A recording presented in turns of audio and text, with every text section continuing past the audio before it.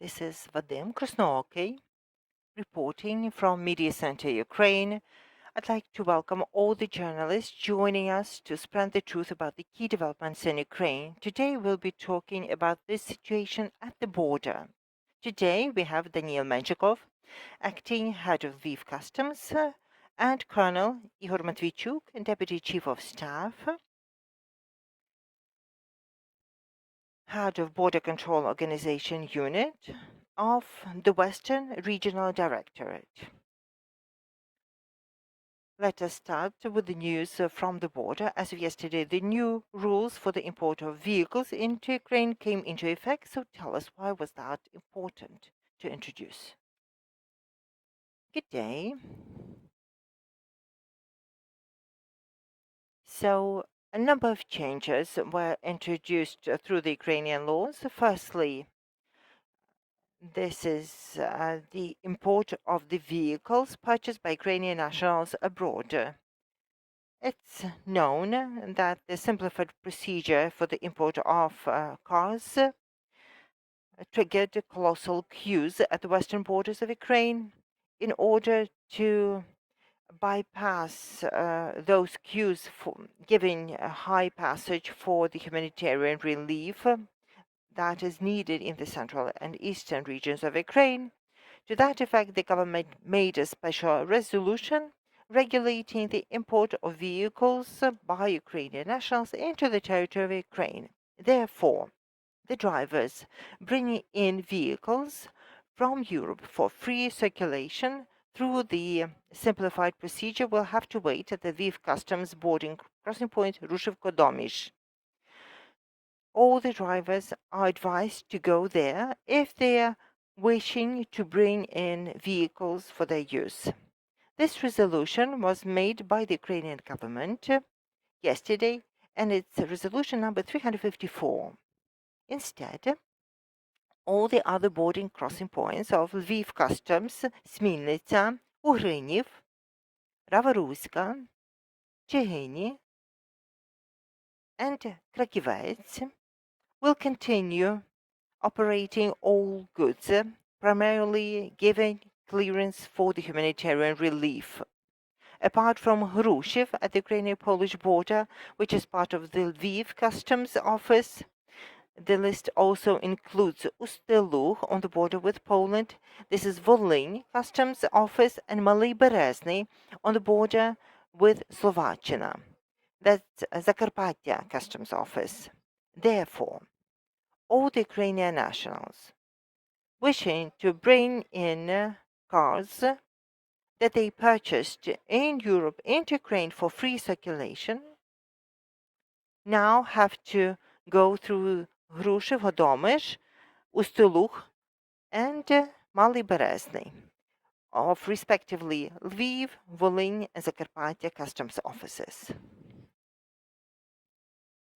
Now, let us discuss the situation at the Polish side of the border. Our counterparts are expediting the passage and clearance of humanitarian relief coming into Ukraine. To that end, a special site was created, pomagaukraine.gov.pl. On this slide, people wishing to expedite the clearance of humanitarian cargo can fill out their respective application. You can see the QR code on the screen, and this will take you to the application. The application would only take you a few minutes to fill out. Afterwards, the driver would get a confirmation certificate to bring in the humanitarian cargo.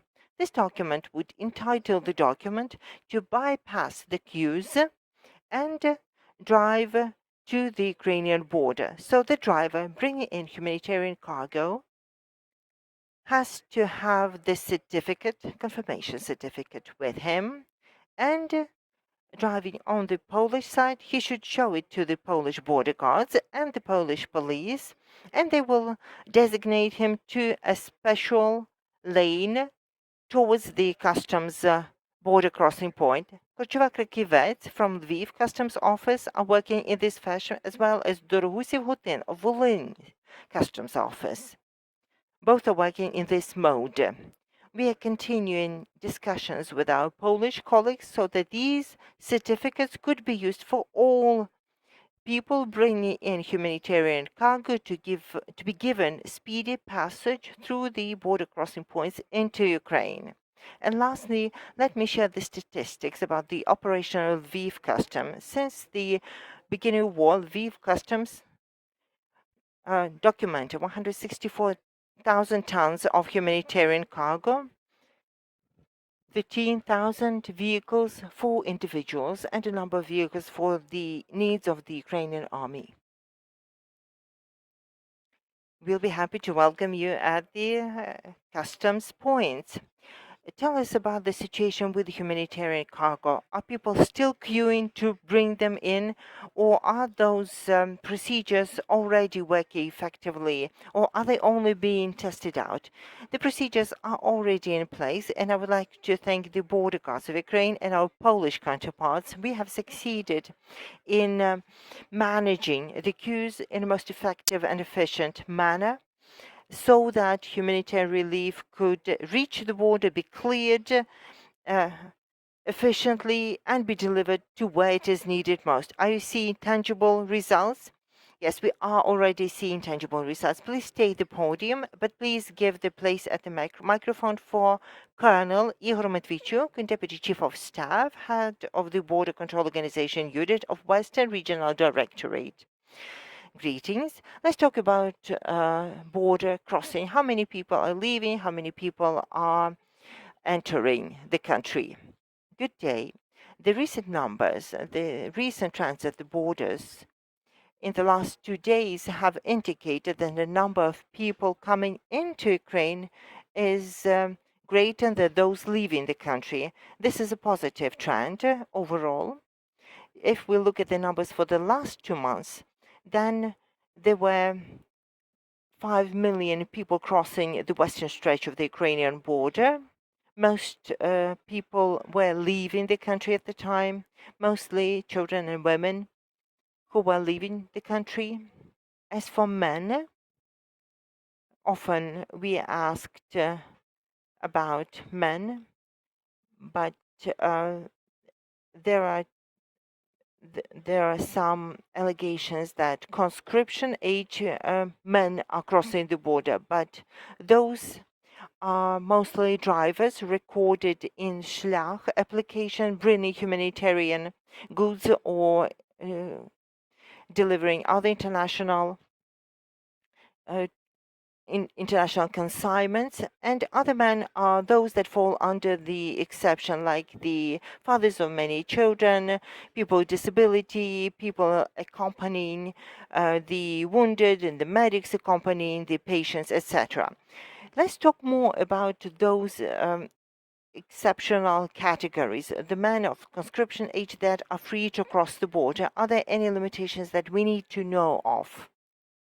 Look, all the information, and there's quite a lot of it, is available at the website of Lviv Border Service. There's a list, last updated on the 3rd of May. There's a list of documents. This is basically this principle. Since there's no formal regulation of the requirements, it is left to the discretion of the border guards. And the more documents he can expect, the more assured he can be that the person meets the requirement. Let us talk about this Shlach application for people delivering the humanitarian aid and international cargo. These individuals are registered. Then, as they reach the border guard would type in the passport number in his software, and the software would upload the passport data and all the other data. If we know that the person is bringing humanitarian goods, and that is of critical importance, then we're giving him free passage. He would only need a foreign passport. The same applies for people returning home.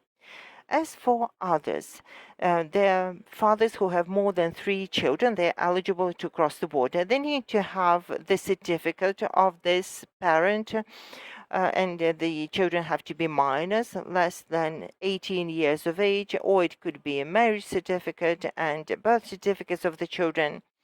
If the children come from different families, then there is a question of the children being dependent. And if we know the children are dependent on this man, then the man will be allowed to cross the border. If the man has lost his parental rights, or let's say it's the contrary situation, that mother of the child has passed away or has lost her parental rights, that would make the man eligible. So in any situation, we upload the data, analyze it, and make the decision. Now we are receiving a lot of referrals from the students studying abroad and those studying in Ukraine, and they keep asking, can they cross the border? So the exception is made for those studying abroad so that they continue their studies in foreign universities. This was formulated in the decisions of the military leadership of Ukraine. They need two sets of documents. They need a certificate from the conscription sector. It's a definite certificate that his mobilization is deferred because of his studies, and that he is given a right to travel abroad. And he can have this so-called military ticket with a deferral on it. This is one set of documents. And secondly, he needs to provide documents that he followed a course of study and is intending to continue his course of study in a foreign universities. These would be documents from a university with translation of them. It's very important to know the university, and it has to be a full course of tuition. It can't be a part-time study or anything else. So it's important that we know that the person is planning to travel to complete the study started before the war. What about people with disabilities? What documents are needed for those people to travel? People with limited abilities could be two categories: people with disability and people who need additional care. Family can travel with the person with disability. It could be father or son, mother or daughter. And they don't need any further documents. All they need is a confirmation that they have the disability of the first and second group, and documents to show family connection if they're traveling together. And this support is the key. If the person needs care, but they don't have the status of a person with disability, then that person needs to have a finding of medical commission that they are in need of care, and the person accompanying them needs a certificate or some other document, let's say a note that they are receiving financial assistance to provide care. And then the caregivers are given passage across the border. Thank you.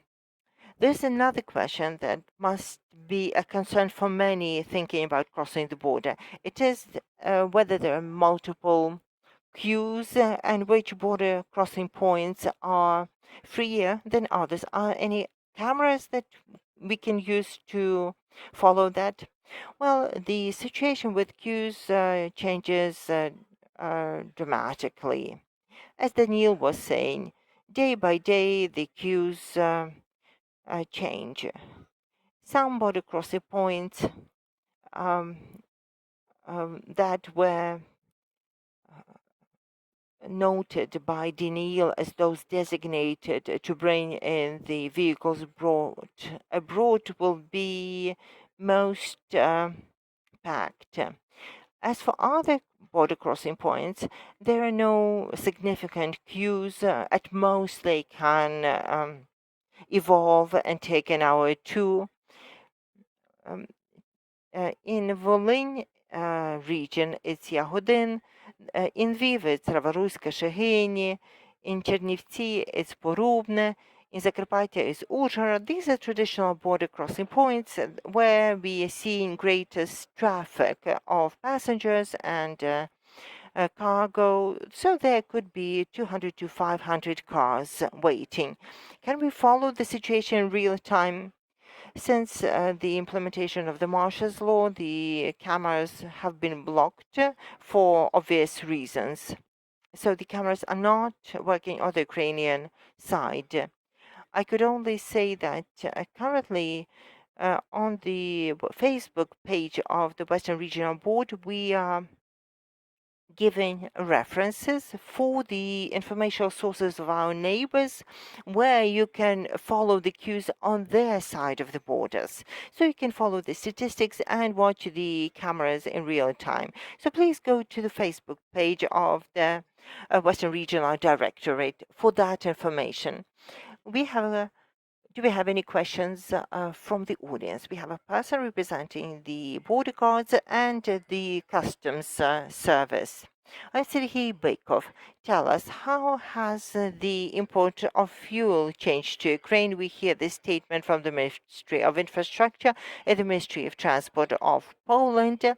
And during the last Fuel Energy Forum in Warsaw, an agreement was made to ramp up the imports of Ukraine from 60 to 220 tons on a monthly basis. Are you sensing the tangible changes or not? And when can we expect that the Ukrainian gas stations will not be short on fuel? Thank you for this question.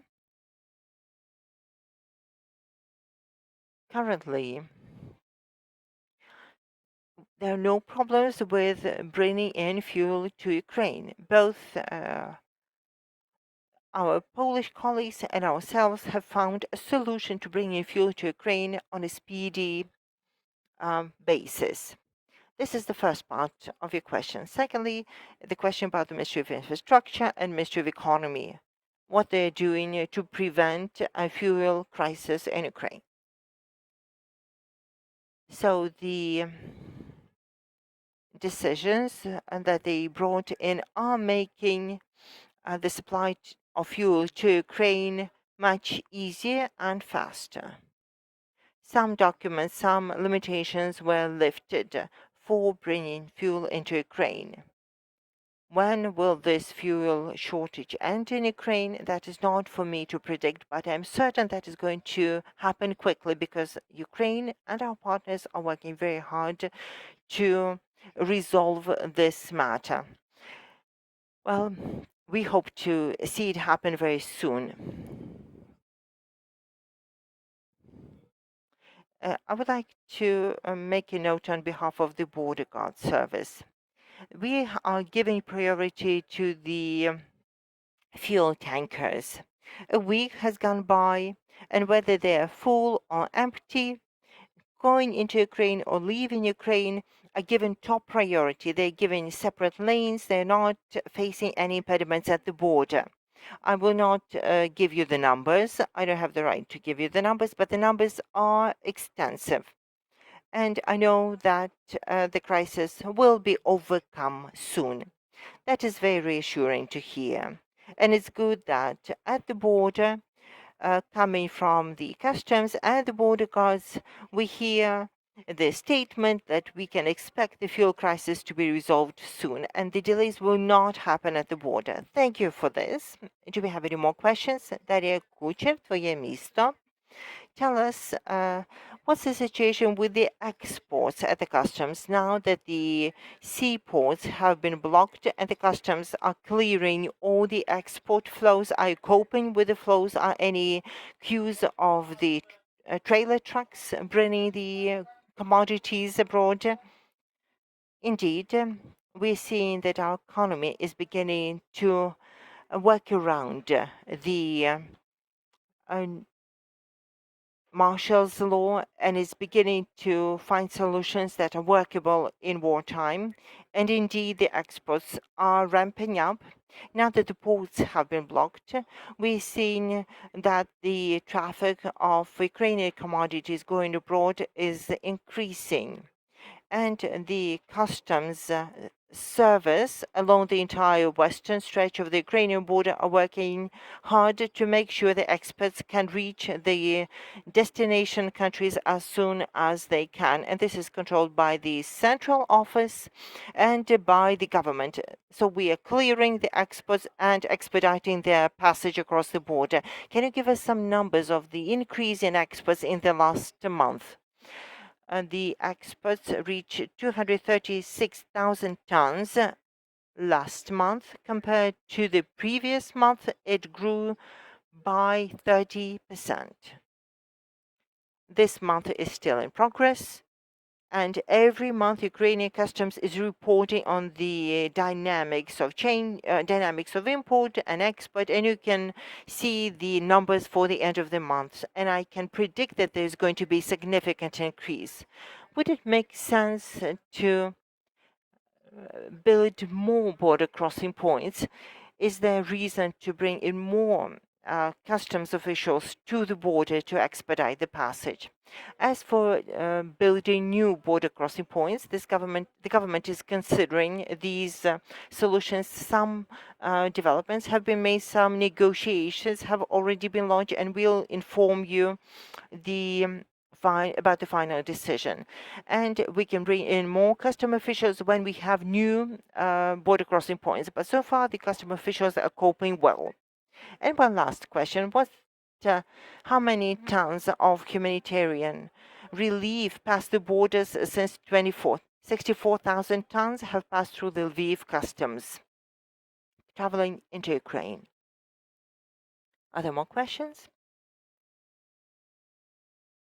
Roxolana Bechera, Radio Svoboda, Radio Freedom. Do you know how many vehicles were cleared since the zero custom duty on vehicles, and how many of them were procured for the army? Do you have the numbers? And as for the resolution of the Cabinet of Ministers, is it a recommendation that the three border crossing points will do the customs clearance, or is it a binding option? Thank you. Since the war broke out, the 7,000 vehicles were brought in as humanitarian assistance for the needs of the Ukrainian army. According to the law expediting the clearance of the vehicles, and in Lviv, particularly, this was 13,000 such vehicles. The resolution of the government on the limitation of imports of vehicles into Ukraine, the vehicles that were first procured in Europe, makes sense in my opinion, because the eastern and central regions of Ukraine are needing the humanitarian relief, and they shouldn't be blocked by the vehicles waiting for clearance. This resolution, is it recommendational or binding? Should people go to other border crossing points? Should they be penalized in any way? The people will only be allowed to clear the vehicles in Hrushiv border crossing point. More questions? Good day, I'm the Yuri Lukashevsky, I'm a Lviv city councillor, and I have two questions, two difficulties that I faced this very weekend, so I wanted to clarify. The border crossing point Krakivets has a very multi-kilometer queue, and as the vehicles entered Ukraine, I observed the following. There's a queue for clearing the vehicles, and there is a separate queue for the entrance of the trucks, and the two queues merge at the waiting point, creating a huge bottleneck, preventing passage of cars. And usually it's two trucks followed by a vehicle, and this is a major delay for the trucks bringing in humanitarian relief and petrol, as well as for the individual cars. And there's just one customs official processing the queue. Why such a setup? Let me answer your question. there's one custom official processing the queue. This allegation is not accurate. I've seen the situation firsthand. As for the weighting of the vehicles are not weighted. The individuals' cars are not weighted. And as of yesterday, the vehicles will not be allowed passage on Krakivets if they were procured abroad. And I hope this is settled. Then I have a plea. If you could please verify the information. I'm the eyewitness of the situation when the individuals' cars would have to drive following their trucks to the same lane with the waiting, going through the same control. I experienced it firsthand Sunday morning. Please look into that. You may not know of this operational situation that evolved over the weekend, but it's important because the queue was extensive and there was major delay. I will personally look into it and settle it. And I have the second question. If people are bringing in vehicles for the army as charitable or as humanitarian relief, do they need to go to the designated border crossing points or can those vehicles be cleared through other border crossing points? The vehicles brought in as humanitarian relief for the army, no limitations are imposed, so they can drive up and the Polish party will allow passage, be that Krakivets or Ravaruska or any other point. This is exactly the case. My recommendation is the vehicles designated as humanitarian relief for the army should go to Hryniv or Smilnica, as they have the lesser turnover compared to other border crossing points. But should you go to Ravaruska or Krakivets, bring in humanitarian relief for the army, it will still be given a speedy passage. Thank you. Are there more questions? Victoria Eisman, Zahidnet. Do you know about the lengthy queues on the Polish side of the border of the vehicles that haven't been brought in before yesterday that arrived in Krakowec and Shugenisho? What should they do now as they've been waiting for days in the gray zone and they don't know whether they should turn around and go to Rushev or will it be cleared on an exceptional basis? What should they be doing? We should handle each case on a case-by-case basis, and that's what we do. We try to accommodate as far as we can. We try to meet the people's need. We continue clearing the vehicles that have been declared before we check the documents, and we try to accommodate. So people that are waiting in the queues, that they are queuing over the weekend will still be able to clear at Cheheny. Yes, they will, but I recommend that they turn around and go to Rushiv instead. Are there more questions? There are no further questions. Then let us thank the border guards and the custom officers. We had Daniil Menshykov, the acting head of Lviv Customs, and Colonel Igor Matviichuk, Deputy Chief of Staff, Head of Border Control Organization Unit of the Western Regional Directorate. Thank you for staying with us. Thank you for sharing the